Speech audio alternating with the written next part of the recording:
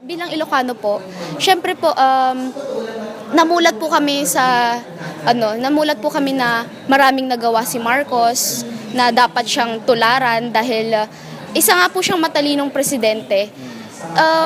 Kumbaga po marami nga pong nangyari sa martial law na patayan or what.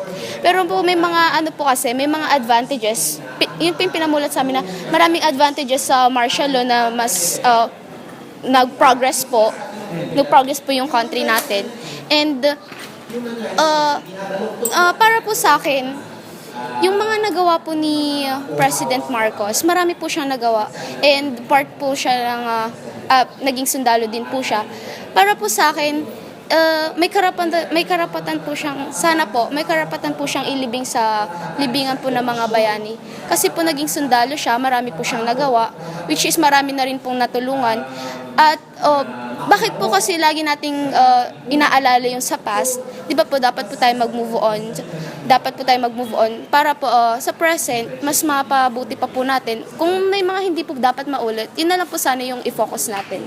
Itong dinonate ng mga libro sa school niyo, sa tingin mo paano ito makakatulong sa pagkakatuto ninyo about sa kasaysayan?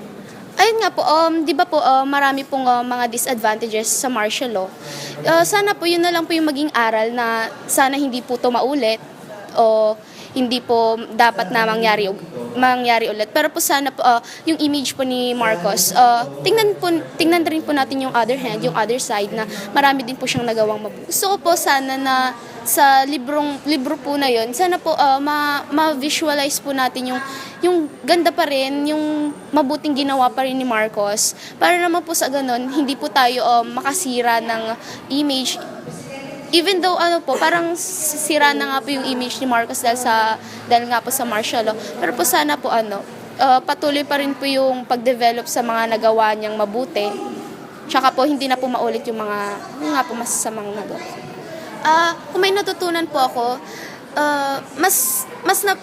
sa pamamagitan nito, mas napalawak po yung kaalaman ko sa mga hindi po mabubuting nagawa ng Marcoses. Although may mga idea na po ako sa mga hindi mabuting nangyari, para pong na po yung heart ko na ay marami po siyang nagawang hindi mabuti. So sana po yun nga po sa libro, matutunan po namin yung na hindi tularan, na hindi na po ibalik yung masasamang past.